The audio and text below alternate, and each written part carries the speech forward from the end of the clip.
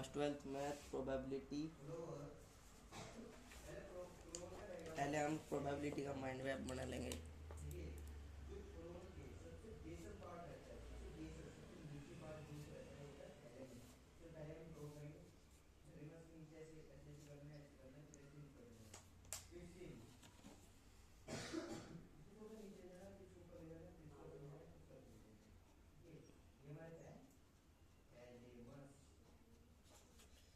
Probability,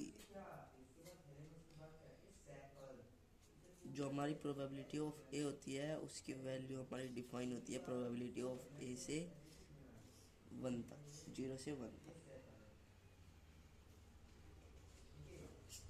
इसमें भी हमारी दो कंडीशन आती है।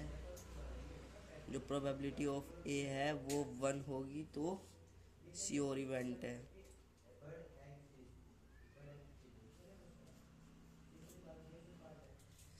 और probability of A equals to 0 आ गई तो इम्पॉसिबल इवेंट है।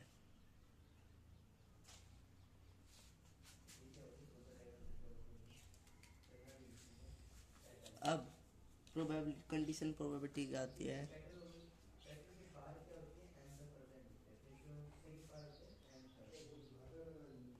कंडीशंस इसमें आते हैं हमारे थ्री पार्ट।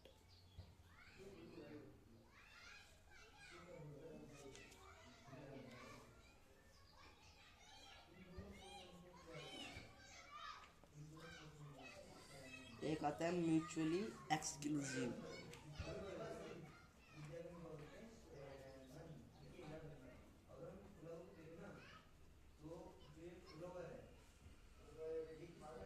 जिसमें event which not occurs at same time, जिसमें events was not occurs at same time.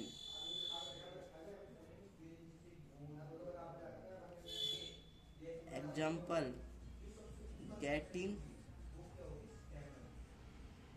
Ahead. अब आता है हमारा इंडिपेंडेंट इवेंट्स।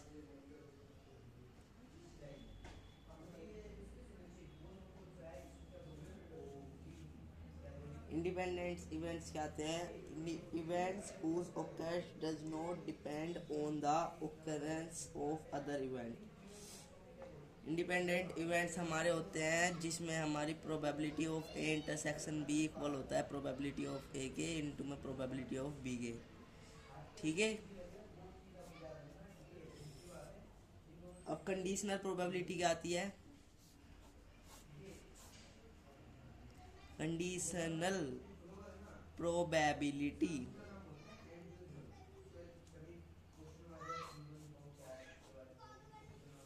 कंडीशनल प्रोबेबिलिटी आती है of one event with given condition that another event has already awkward. मतलब कि जिसमें हमारी कंडीशन आ जाए, जिसमें जैसे हमें probability of event of from A, तो ये आता है हमारा probability of A intersection B, और नीचे जो नीचे है वो। ठीक है, ये आता है हमारा कंडीशंस के लिए। अब इसमें से भी हमारी आ जाती है एक बेस थ्योरम।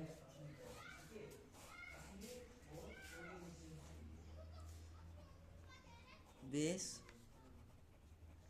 थ्योरम, अब ये क्या होती है? जैसे कि हमें निकालनी है probability of A from B, तो इसमें कैसे निकलती है? इसमें निकलती है probability of A then B और ए अलग से प्रोबेबिलिटी ऑफ बी। अगर हमारे पास है जैसे कि प्रोबेबिलिटी ऑफ E2, जैसे E2 को इवेंट 2 है, तो ये होगी प्रोबेबिलिटी ऑफ E2 इनटू में probability of A out of E2। ठीक है, और जो नीचे टोटल है, जैसे टोटल 2 ही है तो ये होगी प्रोबेबिलिटी ऑफ E1 इंटू में probability of A1 plus probability of E2 plus into probability of A E2। ये होती है हमारी Bayes theorem.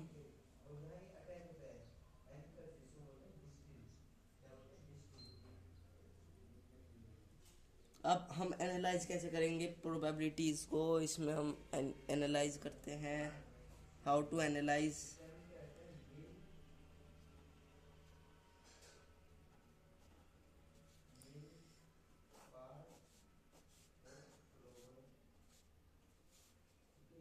Write down the sample space.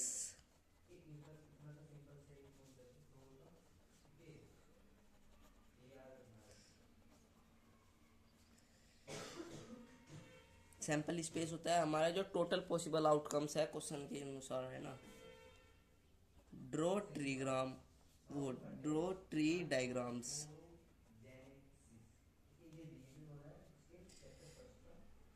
Set theory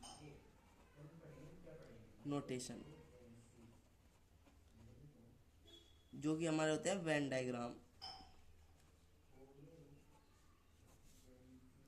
अब लास्ट हमारी आती है इसकी प्रॉपर्टीज।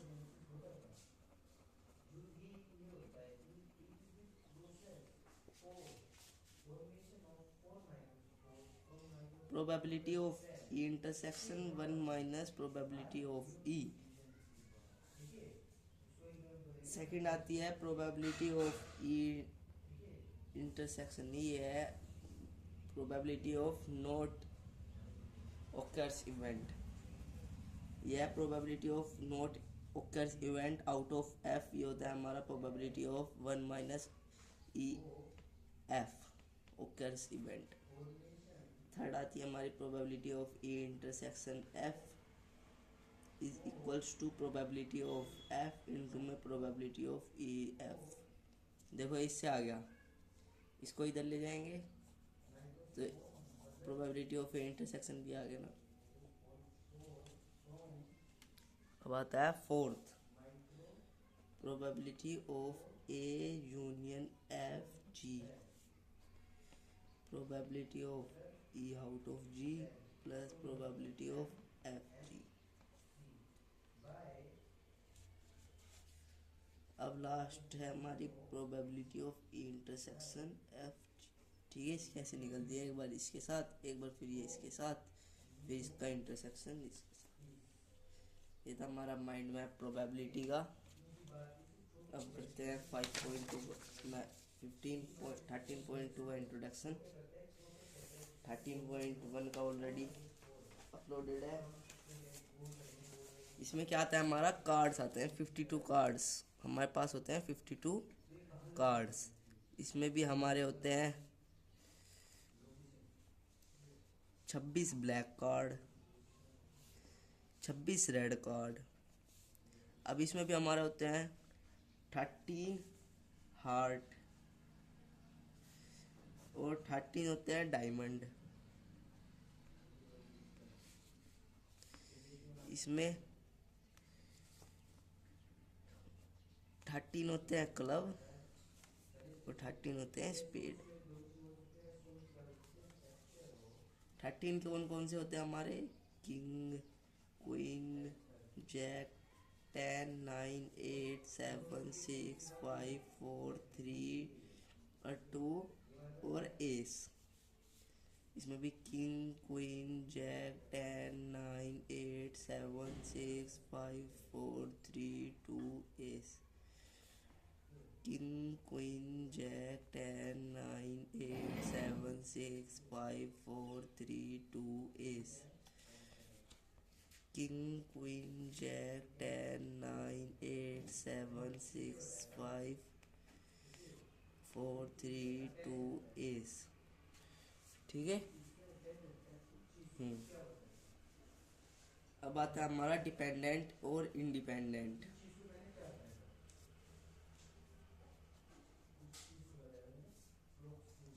Dependent and independent.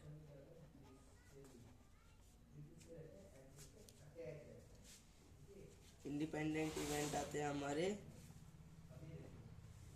जिस क्वेश्चन में हम डिपेंडेंट आते हैं हमारे, जिस क्वेश्चन में हमारा रिप्लेसमेंट गिवन हो, और इंडिपेंडेंट आते हैं हमारे जिसमें हमारा विदाउट रिप्लेसमेंट गिवन हो।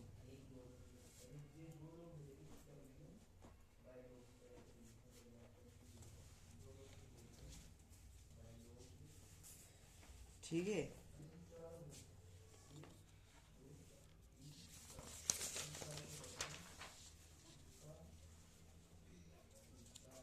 अब आता है for independent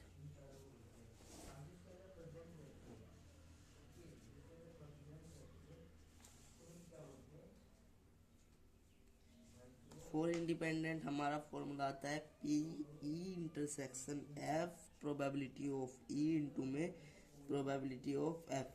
for independent event हमारा होता है कि जैसे फॉर इंडिपेंडेंट इवेंट हमारा होता है जैसे हमने 2 कार्ड उठा लिए और विद रिप्लेसमेंट हमने वो कार्ड उठाया, देखा ये है, फिर वापस डाल दिया, फिर दूसरा उठाया, तो ऐसे प्रोबेबिलिटी बतानी है। फॉर डिपेंडेंट जो हमारा विद रिप्लेसमेंट होता है,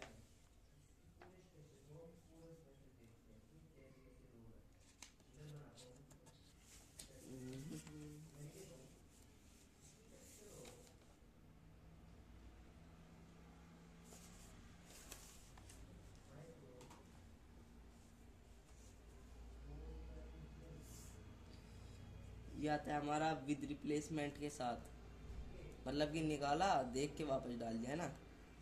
फॉर डिपेंडेंट आता है हमारा विदाउट रिप्लेसमेंट, विदाउट रिप्लेसमेंट आता है हमारा जो मतलब हमने कोई 4 बॉल है ना, 4 रेड बॉल है, 4 ब्लैक बॉल है, तो हमने एक बॉल निकाली, हमने देखा वो बॉल कौन सी है और अपने पास रख ली। अब हमें प्रोबेबिलिटी बतानी है कि अब हम ब्लैक बॉल जो नई बॉल निकालेंगे वो ब्लैक बॉल होगी। तो ब्लैक बॉल कितनी है 4, टोटल बॉल कितनी बची 7, तो एक बॉल निकाल ली इसकी, वरना टोटल होती है 8। ठीक है, ऐसे ये होता है हमारा, इसका फॉर्मूला होता है हमारे पास E intersection F probability of F out of E.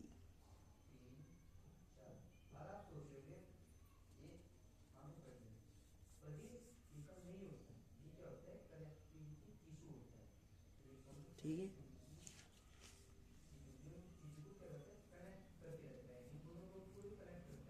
For 2 and more than, अब फॉर डिपेंडेंट के लिए अगर 2 से ज़्यादा प्रोबेबिलिटी पूछ ली, 2 से ज़्यादा के लिए, तो क्या आएगा, जैसे इसकी पूछ ली तो इसकी लिखेंगे प्रोबेबिलिटी ऑफ ई, फिर इसकी हटाने के बाद probability of E out of E, मतलब इसकी प्रोबेबिलिटी से इसका फर्क पड़ रहा है, जब इसकी निकालेंगे तो इन दोनों की प्रोबेबिलिटी को भी मायने में रखते हुए निकालेंगे, तो जी की निकालेंगे तो ई इंटरसेक्शन।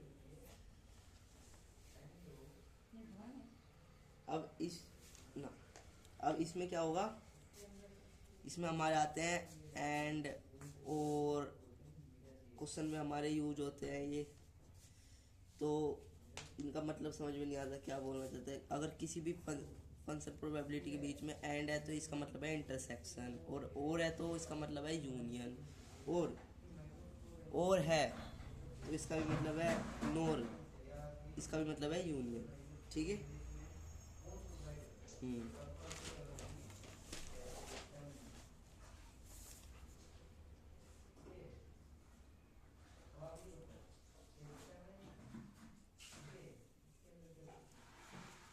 अब आती है हमारी आइडेंटिटीज।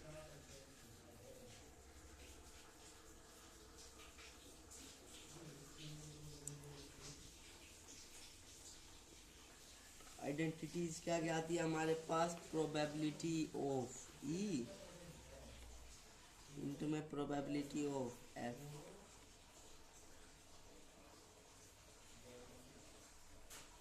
ये किसकी होती है हमारे पास, probability of E intersection F dash. ठीक है, अगर ऐसे पूछ लिया ना तो इसके अलग अलग फॉर इंडिपेंडेंट। अगर प्रोबेबिलिटी पूछ ली हमसे probability of A union B, तो इसकी होती है हमारे पास 1 minus probability of A into में प्रोबेबिलिटी ऑफ बी।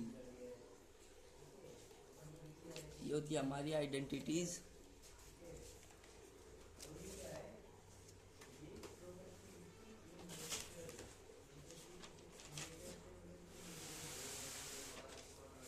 अब आता है हमारा म्यूचुअली एक्सक्लूसिव। म्यूचुअली एक्सक्लूसिव ये क्या होता है, चलो देखते हैं। इसके हमारे पास दो पार्ट होते हैं।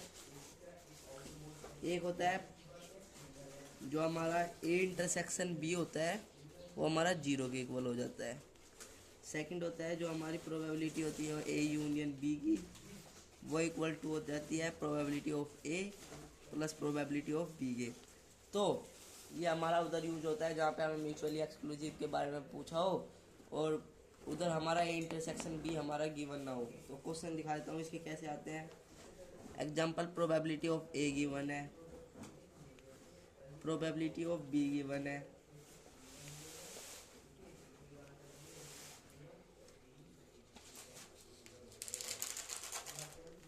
इसको कुछ मान लो x मान लो, है ना। और probability of A union be given है। अब हमें निकालना है value of x, find the value of x when the function is mutually exclusive. तो ए इंटरसेक्शन बी 0, क्या करेंगे, ये इंटरसेक्शन बी हमारे पास है ही नहीं, तो फिर इसमें हम वैल्यू पुट करेंगे इसकी 4 is equals to 2 plus X. तो इधर आएगा 4 minus 2 is equals to X. तो x आ गया हमारे पास 2। ऐसे हम इसमें वैल्यू निकालते हैं गिवन वेरिएबल्स की।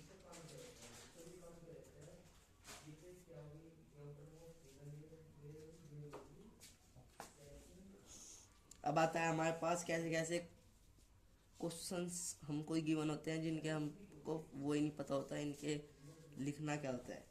तो जैसे कि probability not A and not B, ठीक है, प्रोबेबिलिटी नोट ए और not B, probability A and not B,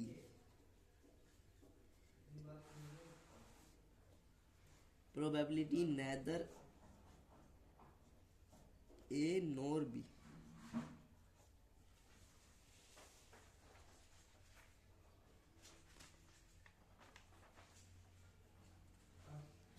ठीक है, अब इन्हें हम कैसे लिख सकते हैं देखते हैं एक बार।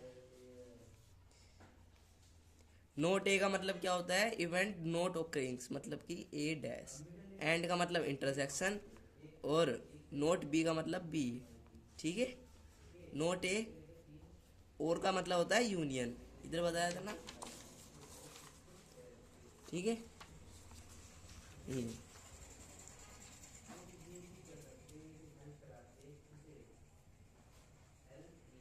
Note B A and not B, ठीक है, नेदर ए, नोर का मतलब भी होता है यूनियन, नोर बी।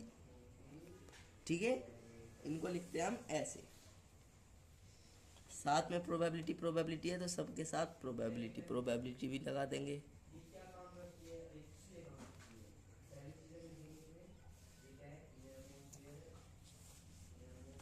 तो ये था हमारा इंट्रोडक्शन ऑफ 13.2। नेक्स्ट वीडियो में introduction of 13.3। Thanks for this video.